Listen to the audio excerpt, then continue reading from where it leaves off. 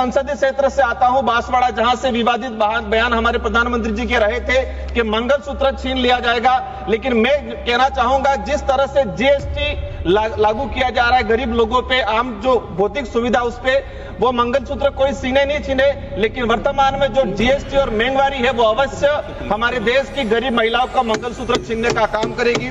बेगा जनजाति, जिसे राष्ट्रीय मानव का दर्जा मिला है, राष्ट्रीय भारत के अंदर राष्ट्रीय मानव का दर्जा बेगा समुदाय को मिला हुआ है, और बेगा समुदाय के लिए केंद्र सरकार की एक विशेष योजना संचालित हो रही थी। लेकिन पिछले समय से देखा है कि इस योजना में बजट को में कोई प्रावधान नहीं किया गया है, और उल्टा बेगा समुदाय के साथ अत्याचार बहुत तेजी से बढ़ रहा है। एक घटना का अवगत कराना चाहूंगा। 9 मार्च 2025 को मध्य प्रदेश के मंडला जिले में हिरण सिंह परते नामक व्यक्ति को गोली मारकर हत्या कर दी गई। हम चाहेंगे कि उसकी सीबीआई जांच हो, और साथ ही बेगा समुदाय के लिए विशेष पैकेज लाया जाए। चीजें आदिवासी बाहुल्य क्षेत्र में सिकल सेल की बीमारी, कैंसर की बीमारी, टीबी की बीमारी बुलेट ट्रेन से फास्ट तेजी से भाग रही है। हम देश के अंदर आंकड़ा उठा के निकालेंगे तो सबसे ज्यादा सिकल सेल, कैंसर, टीबी बीमारी ट्राइबल इलाके के अंदर है। पिछले 5 सालों में 4000 के करीब गर्भवती महिलाओं के गर्भ में ही उनके बच्चों का मृत्यु हो गया है मेरे संसदीय क्षेत्र में।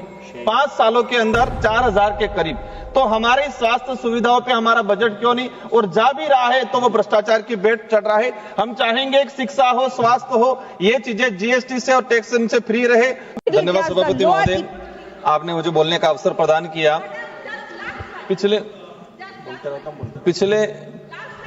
पिछले कुछ सालों से जिस तरह से केंद्र सरकार हो या राज्य सरकार हो, जिनका जो बजट आया है, वे बजट शहरों को ध्यान में रखते हुए, अमीर और उद्योगपतियों को ध्यान में रखते हुए आया गया है। और हम देखते आए हैं कि हमेशा ग्रामीण इलाके को, दलित पिछड़े के इलाके को, आदिवासी बाहुल्य क्षेत्र को नजरअंदाज किया जाता है।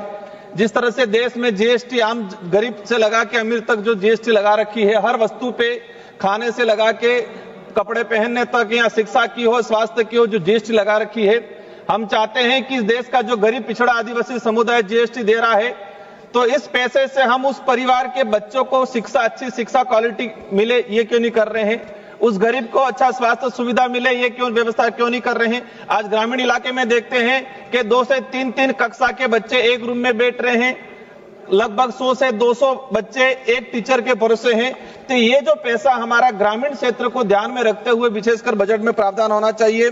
आज देश के अंदर जो स्वास्थ्य सुविधाओं की बात करें, विशेषकर ट्राइबल इलाके में, मेरे संसदीय क्षेत्र बांसवाड़ा डूंगरपुर का डाटा रहा है कि पिछले 5 सालों के अंदर, मैं आपके माध्यम से मंत्री जी का ध्यान आकर्षण कराना चाहूंगा, हमारे एक मंत्री जी राजस्थान से भी आते हैं।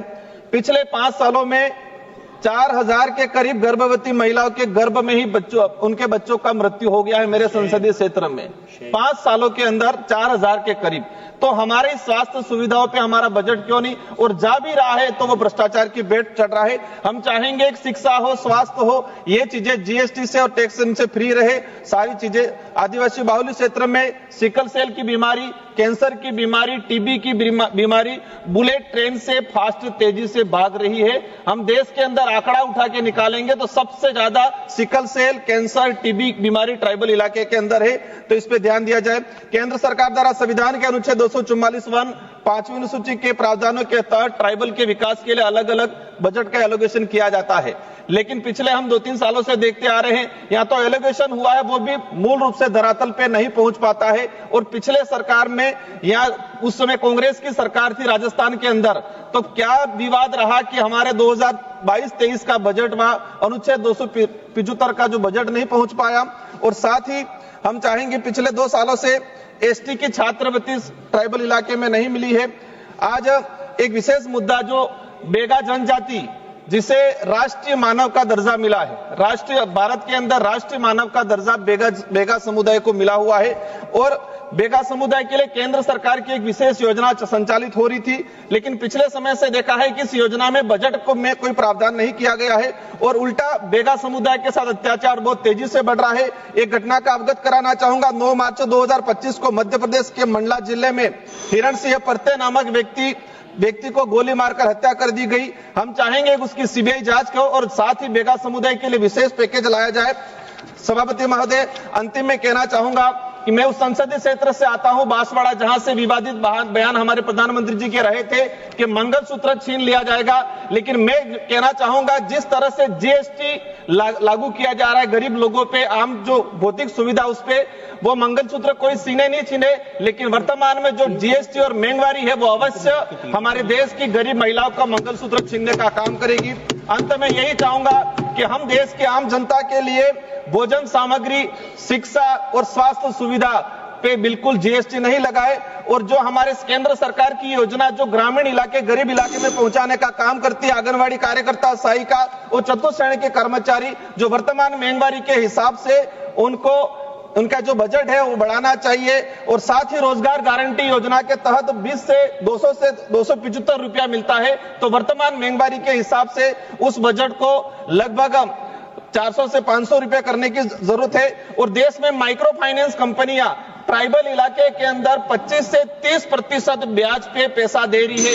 वही पैसा हमारी बैंकों ने माइक्रो फाइनेंस कंपनी को दे रखा है, और जो लगता है कि माइक्रो फाइनेंस कंपनियों को फ्री छूट दे रखी है ग्रामीण इलाकों में लूटमारी करने के लिए। इसी के साथ में कहना 3 माननीय सदस्यों की सूची और है। यदि सभा की सहमति हो तो 15 मिनट के लिए सदन का समय बढ़ाया जाए।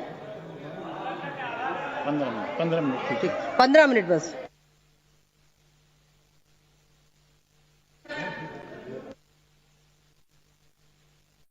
लाइन है इनकी, समाप्त करा दीजिए। सभापति जी, अंतिम लाइन है, समाप्त करा। मैडम थोड़ी दया कर लेते। बोलिए भैया, बोलिए माननीय सभापति महोदय, वही चीज माइक्रो फाइनेंस कंपनियों पे उन पे बैन लगा जाए। उमेश भाई पटेल जी 30% ब्याज वसूल रही है। धन्यवाद।